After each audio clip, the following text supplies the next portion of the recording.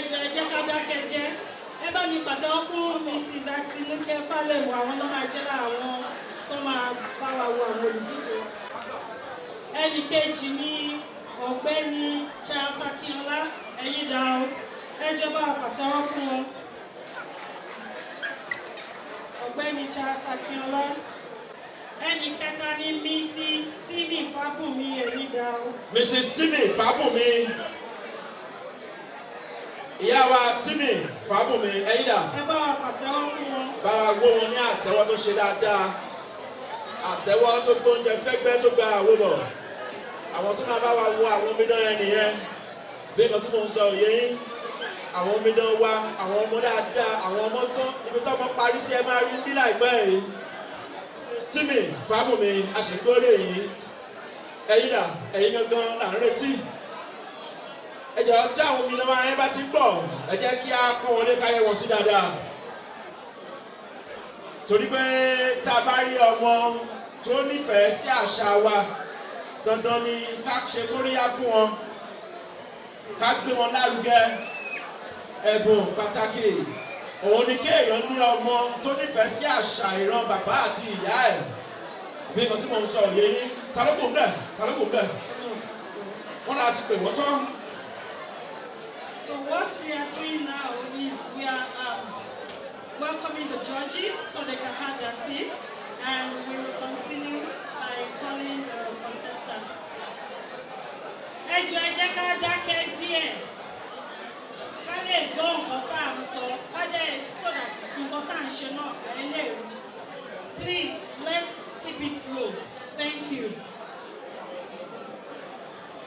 Omidan àkọ́kọ́, ó yá o, DJ, ẹ fún wa lórí. Omidan àkọ́kọ́. Ẹ pàtẹ́wọ́ fún bó ṣe ń bọ̀ o. Bá a fún omidan ẹ ní àtẹ́wọ́. Omidan kejì ẹ máa bọ̀. Ta ló ní kọ̀ọ̀kan? Omidan àkọ́kọ́. Ó yọ lókè tí ó yọ lókèrè. Omidan kejì ti tẹ̀lé yé. Ẹ̀wọ̀ ọmọ bá a pa àtẹ́wọ́ fún ẹ dáhùn ẹ̀jọ̀. Ẹ bá a pa àtẹ́wọ́ fún wọn. We have our first contestant, the second contestant, the third, fourth, and fifth. Can we please give them a clap, please? Please round of applause for our Omidan. Bá a pa àtẹ́wọ́ fún wọn. Ẹnìkan bèrè pé kí ló jẹ́ Omidan? Ṣé ẹ máa sọ lẹ́tà? Ẹ ṣáà máa wòran, ẹ máa sọ lẹ́tà.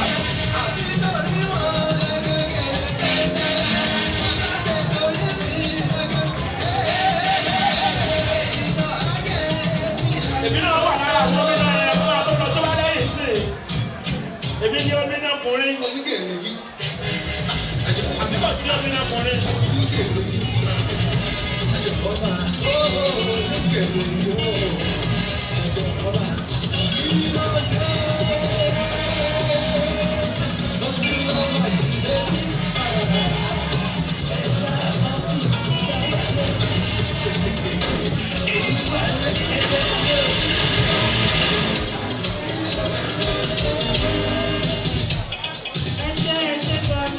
DJ, ẹ ṣé gan, ẹ ṣé.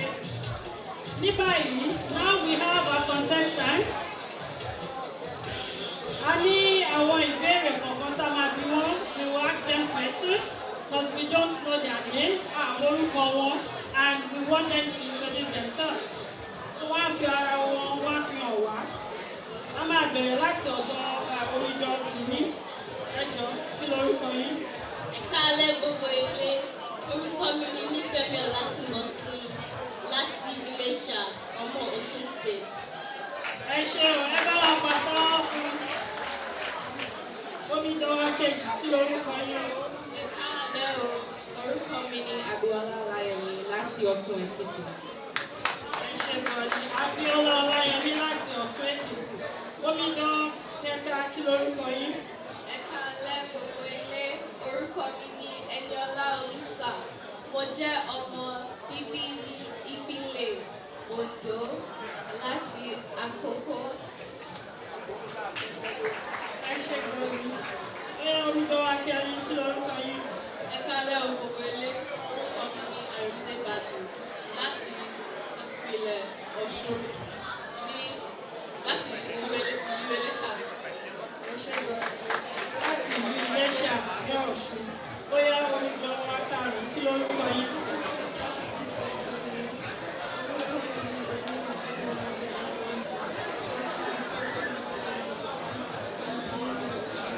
Ẹ ṣe Démiládé Ayọ̀rìndé láti Ìpẹ́tùmọ̀dù ní ìlú Ọ̀ṣun. Ẹ bá wa pàtẹ́wọ́ fún wọn.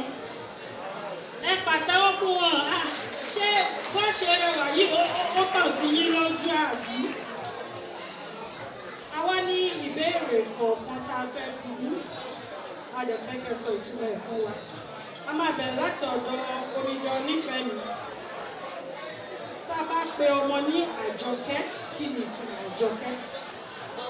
Ìtumọ̀ Àjọkẹ́ ni ọmọ tí a bí ní gbogbo wa ń kẹ́, ọmọ tí a bí láti kẹ́. Ẹ ṣe gan ni ṣọ́gbà.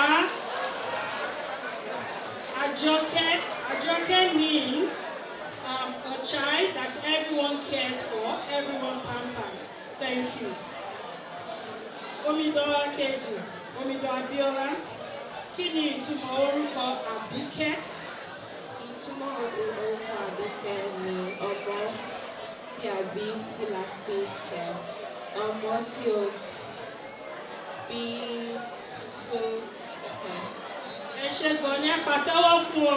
Ó ní ìtumọ̀ Àbíkẹ́, ọmọ tí a bí láti ṣe ìkẹ́ ẹ̀, Àbíkẹ́. So that's the meaning of Àbíkẹ́. Omidan Ẹniọlá, ẹ sọ fún wa kí ni ìtumọ̀ orúkọ yìí Àdùfẹ́? Ìtumọ̀ Àdùfẹ́ ni ọmọ tí gbogbo èèyàn bá nífẹ̀ẹ́ sí. Ẹ ṣe gan ni wọ́n ní ọmọ tí gbogbo èèyàn nífẹ̀ẹ́ sí Àdùfẹ́. So Àdùfẹ́ means everyone is in love with the child. Omidan Ayọ̀mídé, kí ni ìtumọ̀ Àyìnkẹ́? Ìtumọ̀ orúkọ Àyìnkẹ́ ni ọmọ tá a bí láti máa lò nípa kíkẹ́ ọmọ náà. Ẹ ṣe gan ni ṣọ́gbà. Mi ò gbọ́ ọ ṣọ́gbà. Ọmọ tí a bí láti máa yìn nípa kíkẹ́ Àyìnkẹ́, a child being born to be praised and pampered. Omidan Démiládé, kí ni ìtumọ̀ orúkọ Àṣàbí? Ọmọ tí a ṣà láti bí, ọmọ tí a yàn láti bí. Ṣọ́gbà.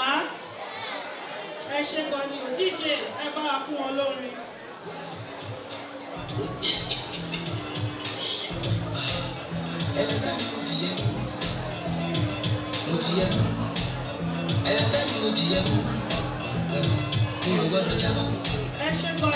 Ní báyìí wọ́n padà wọlé, wọ́n lọ túra mú lẹ́lẹ́kejì. Ẹ jẹ́ bá pàtẹ́wọ́ yẹ̀ wọ́n sí bó ṣe ń lọ o.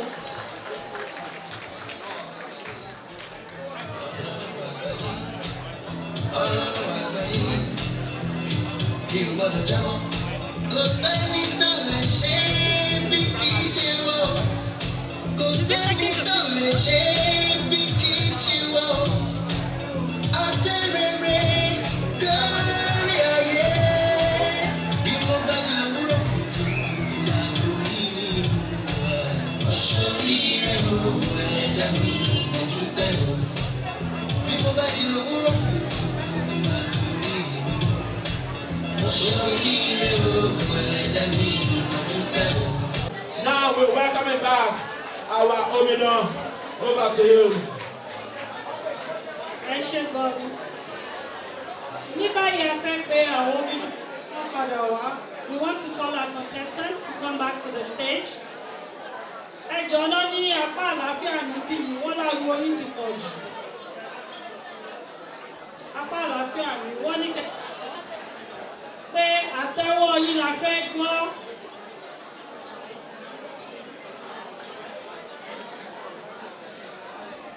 Ó yá o DJ, Omidan kìíní, Omidan Nífẹ̀mí, ó yá o.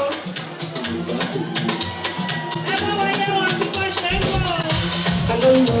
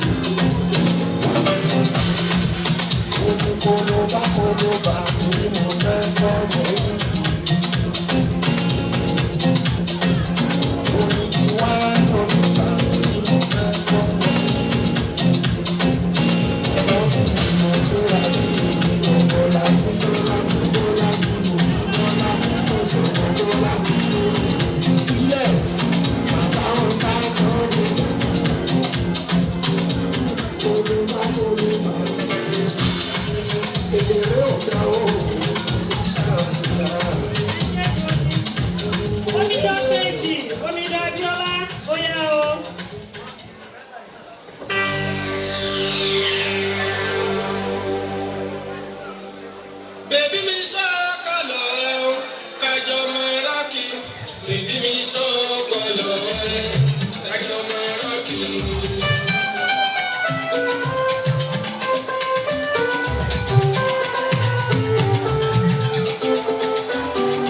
Bèbí mi ṣọ́kọ̀lọ̀ ẹ̀, kájọ máa rọ́ọ̀kì. Bèbí mi ṣọ́kọ̀lọ̀ ẹ̀, kájọ máa rọ́ọ̀kì.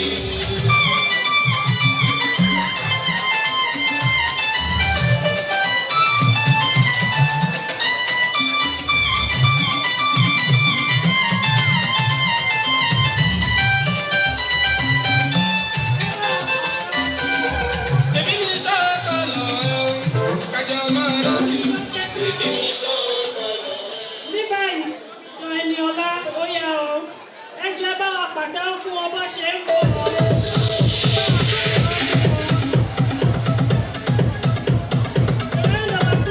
Girl, you're behind this lucky. I can see you sensual. See you, I see you the way you wiggle that way. You must be intentional. See you, I see you, yeah. You don't want to keep it good, but you want to go good. I can tell your reaction is a block. Get down with this ball. I know you feel it. See you, I'ma see you, see you, I'ma see you, see you, I'ma see you, see you, and while I be the way you look tonight, all the plans on your wrist.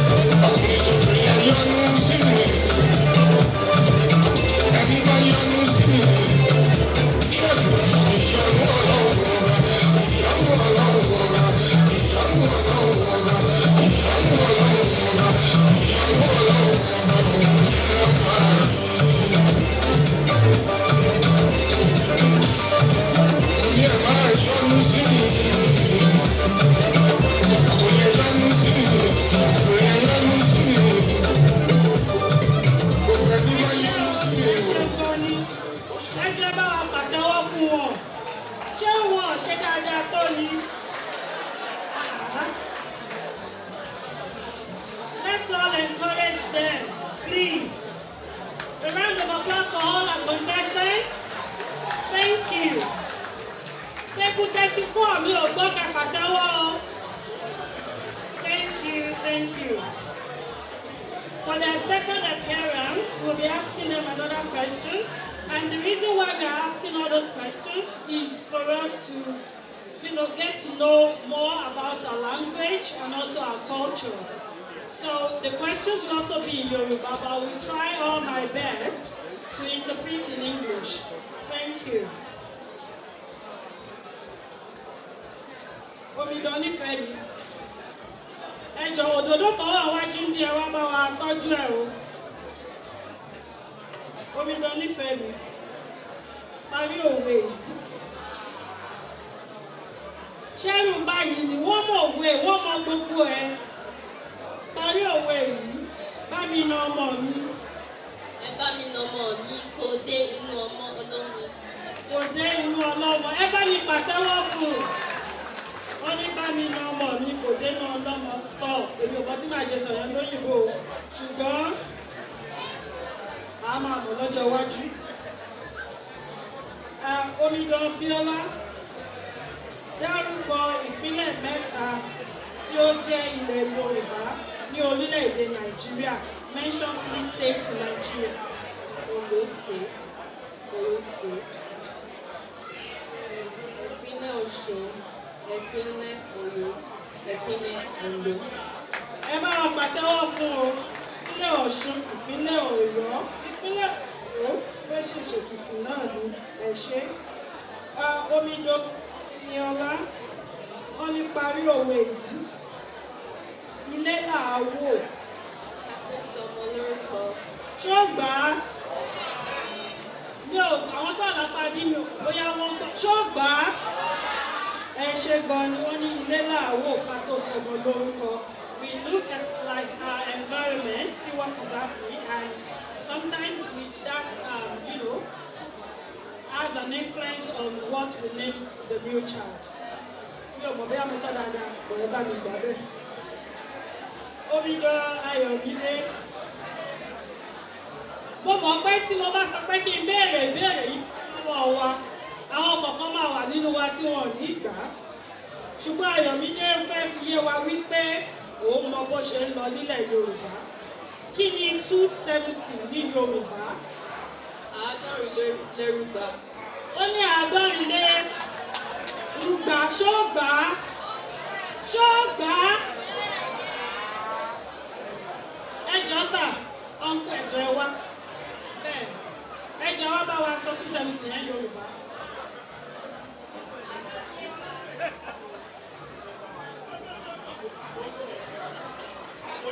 Kí ni Ayọ̀mídé pé? Nátì exam kọjọ́ kan. Àádọ́rin lérúgba ẹ ṣe. Demilade, Omidan Demilade, kí ni 1001, 1100, 1100 ní Yorùbá? Ó ní ẹgbẹ̀rún lé lọ́gọ́rùn-ún. Ṣọ́gbà? Ṣọ́gbà? Ṣé ẹlẹ́gbẹ̀rún yìí wọ́n kàn sọ pé ó gbà àwọn kan ò mọ̀ o. Ṣé kí má bàa pè yín? Ẹ jẹ́ bá wa pàtẹ́wọ́ fún ẹ bá wa yẹ wọn sí. Bàbá ní pé ká béèrè lọ́wọ́ àwa tá wà lórí ìjókòó gan mélòó la lè sọ. They were able to tell us the numbers in Yoruba language. Thank you. Oya DJ, wá fẹ́ fẹsẹ̀ rájò ká tó gba èsì.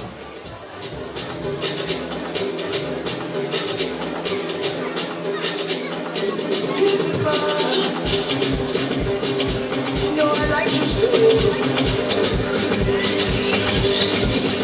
Yeah, cherish you. I stand for you. I would lie to you, but I feel like for you. In the night, get up down for you. Get up down. Oh, you talk to me, oh mama.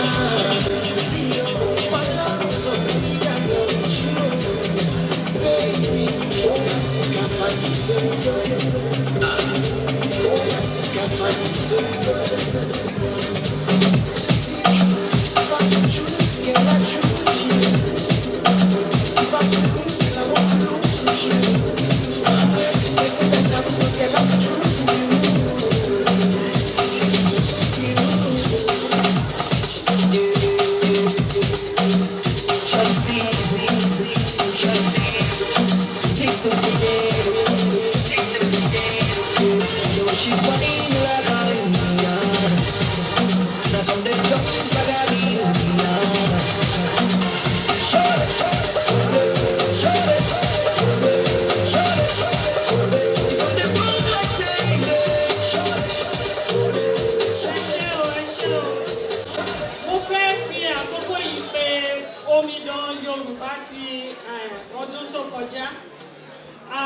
Miss Yoruba 2023-2024.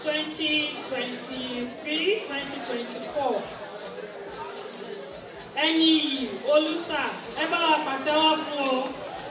Ẹni yìí Olúṣà, Omidan ẹni yìí Olúṣà ẹ wá síwájú. Ó yá díje ẹ bá wa play orin fún o.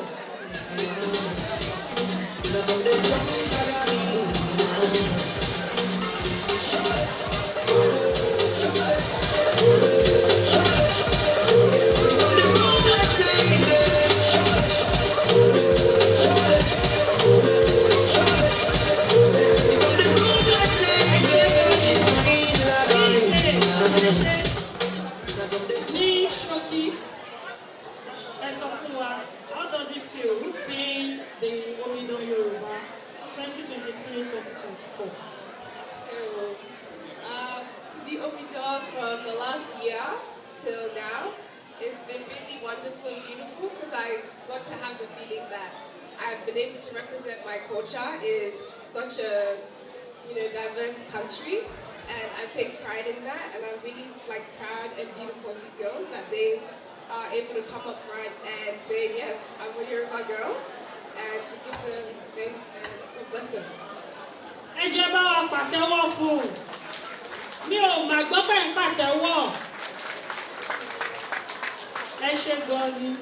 Ìdí tá a ṣe ń ṣe Omidan Yorùbá yìí òun ni láti gbé àṣà wa lárugẹ, láti fi ṣẹ̀mù ká fi hàn àwọn ọmọ wa tó ń bọ̀ wípé ẹwà wà nínú àṣà wa, ẹwà wà nínú èdè wa. DJ, ó yá o, ẹ fún wa lórí.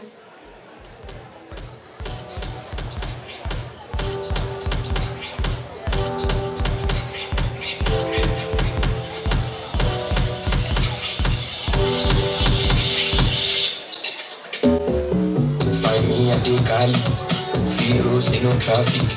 2 girls on my backseat. They call my house, no very shy, yo. Sweet like Puti Maggie. She did one waist to Vasabi. No some mommy, come on, lavi. When they waste my time, I'm all baby. I'm so mommy, go take it easy.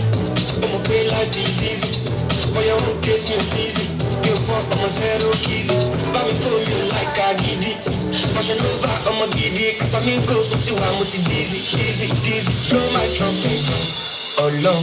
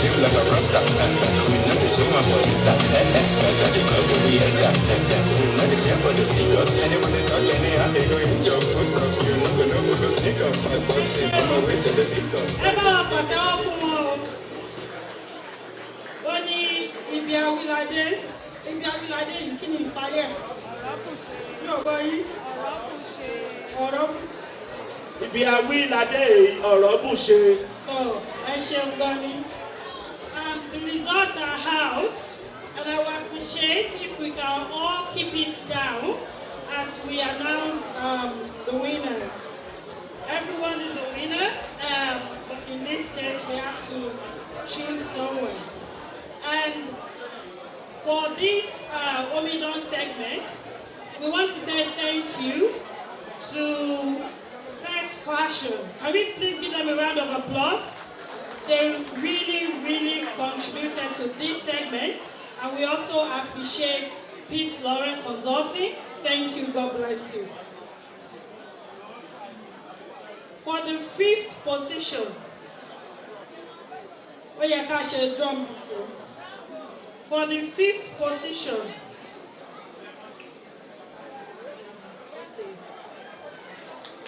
can I please invite Mommy Adetifa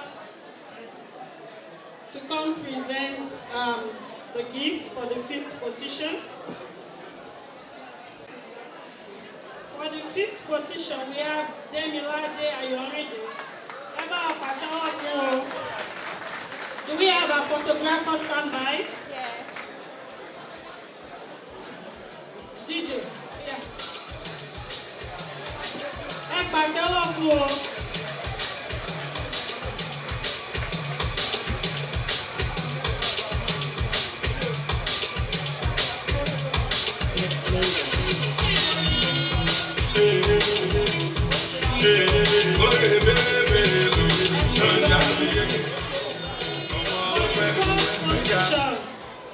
Fourth position, Biola Olayemi, ẹ bá wa pàtẹ́wọ́ fún o. If you want for my hand, for God you win. If you want to keep my joy, for God. Ẹ ṣe, ó kù kan ò wọ́n mi.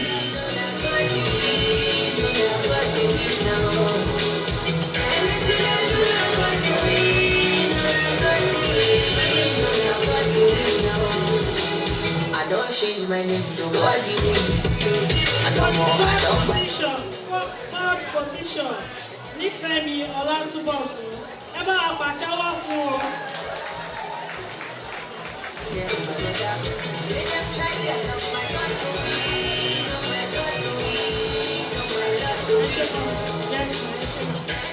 Ẹ pàtẹ́wọ́ fún wọn.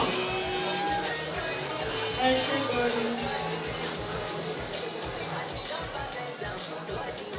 For the 2nd position, can I please invite the Yoruba Association President, Mr. Charles Ogunsade?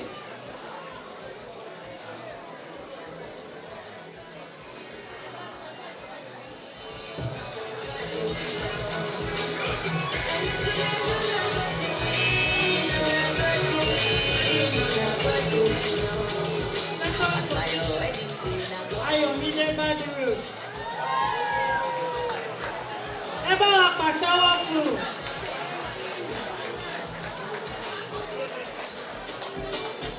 Láìsí àní-àní, ká má fọ̀ pápá ọ̀lọ́pọ̀lọ́ péjò.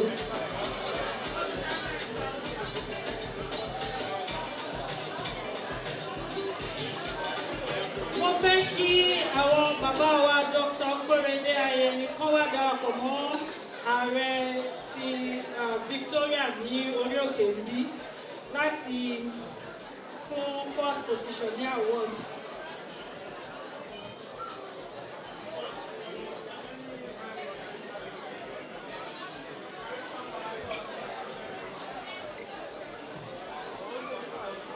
And for this year's winner, for 2024-2025 Miss Yoruba, Omidan Yoruba, Eniola Oluse.